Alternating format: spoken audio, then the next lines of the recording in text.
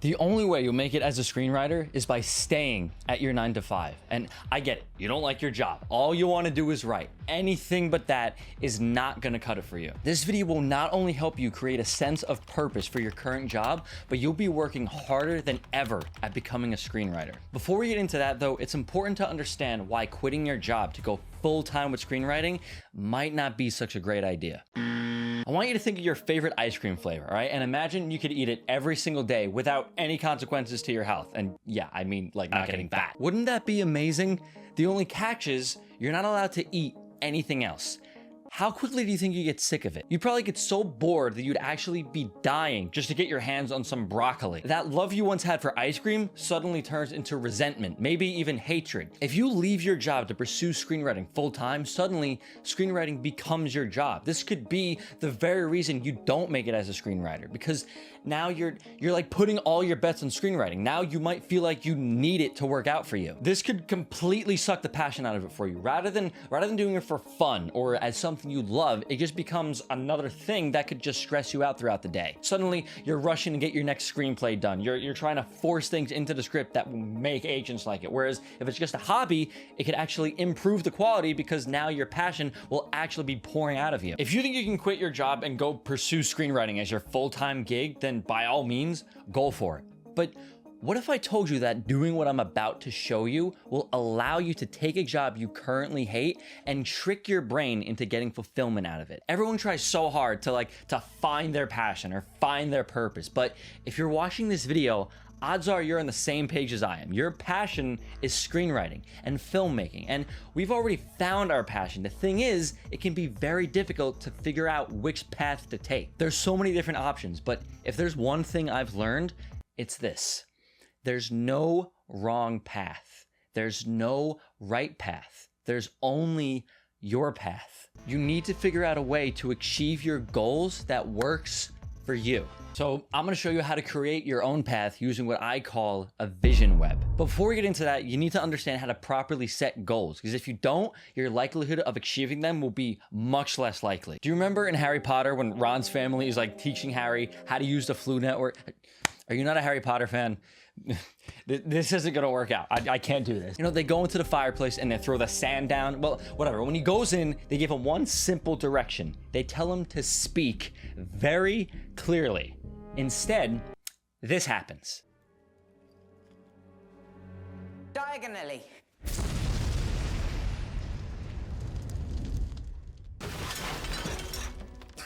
He ends up in the complete wrong area because he was not at all clear where he was supposed to go. He didn't take the time to actually pronounce it properly. He was so anxious and eager to get going that he just mumbled whatever he said. Be as specific as you possibly can when it comes to goal setting. Like if you just say screenwriting, that can mean anything. I mean, do you want to be a staff writer on a TV show? Do you want to write your own feature film?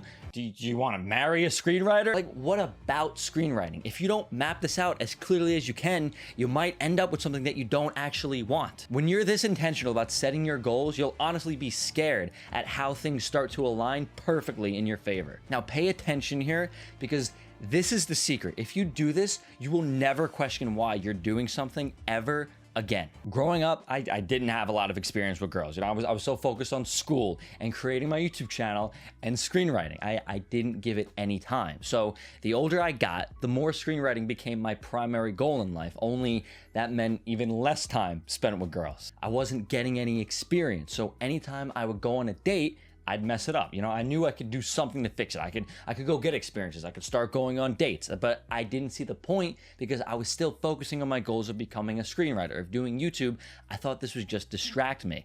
But then I read something that Stephen King said about his wife. He values her feedback and criticism so immensely that every time he finishes a book, she's the first person to read it. So anytime he's writing, he's thinking about her. He's thinking about whether she specifically will like this, and he stresses how important this is, that having a person like this who can help a writer see the strengths and the weaknesses of their work can be integral to success. And he calls this an ideal reader. From this point forward, I started making girls a regular part of my life. I've been on a mission ever since to find my ideal reader. I know that sounds kind of weird, like, hey, to be boyfriend and girlfriend? No. Do you want to be boyfriend and ideal reader? No, actually that sounds kind of appealing. Like if you were a girl, like come on. I'm not even joking with you though. I will show girls movies I like just to see what kind of movies they like and see if they're good candidates to be my ideal reader. So anything you can possibly use to align something with your higher purpose, your passion, whatever you want to call it,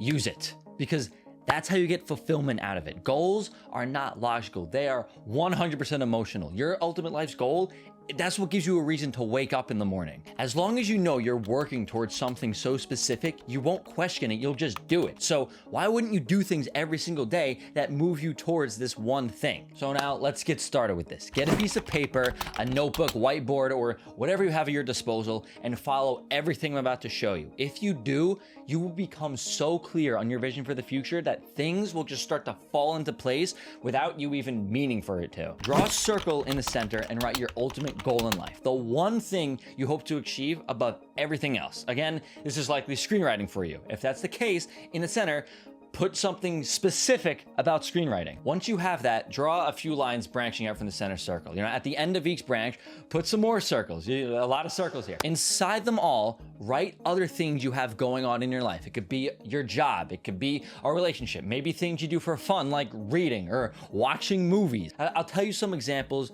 of how I use this. Let's say you have screenwriting in the center, or again, more specifically, like maybe you want to write and produce your own action movie. See that? Specificity. Great. So now in these other circles, maybe you have your job. So let's say you're an insurance agent. Here you have watching movies. And here you have going to the gym, whatever you do on a regular basis. How in the world do you align something like that with screenwriting?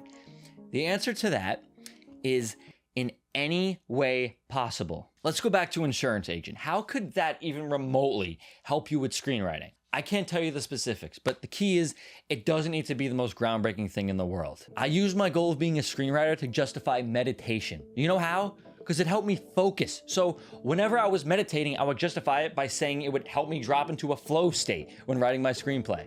And you could say that you could use your experiences in the job as an insurance agent to write an action movie about an insurance agent. You know, it'll give you info about the insurance agent world. You know, I don't know. Or maybe some of the money that you make from your job will be used to fund your first short film. You have to get creative with this. If you don't implement this next piece of advice though, your vision webs, it's just gonna be completely useless. In 1909, there was an explorer trying to get to the North Pole. Obviously, making his way through wasn't exactly gonna be easy given all the snowstorms and ice, which made it kind of impossible just to see where he was going. Between nearly dying of frostbite and being extremely disoriented from not even being able to see through the snow, they got lost multiple times. Fortunately, there was one single thing that they were able to see the entire time that let them keep moving towards the North Pole. It was this bright object sitting in the sky at all times that could tell him exactly where he needed to go next. The North Star.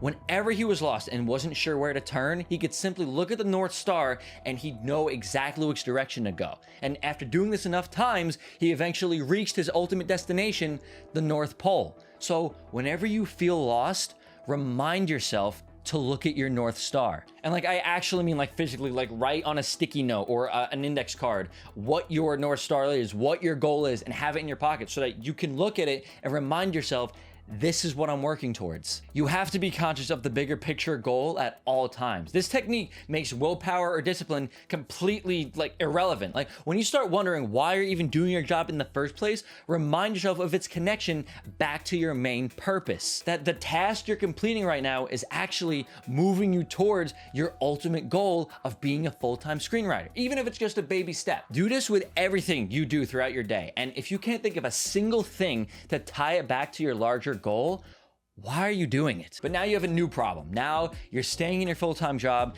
You unfortunately don't have enough time to work in your screenwriting. So what are you supposed to do? Managing your time for screenwriting with a full-time job is actually a lot easier than you think. If you want to watch my video giving a step-by-step guide on how to do so, click this link right here. Other than that, I hope you guys enjoyed and I'll see you in the next video. Peace.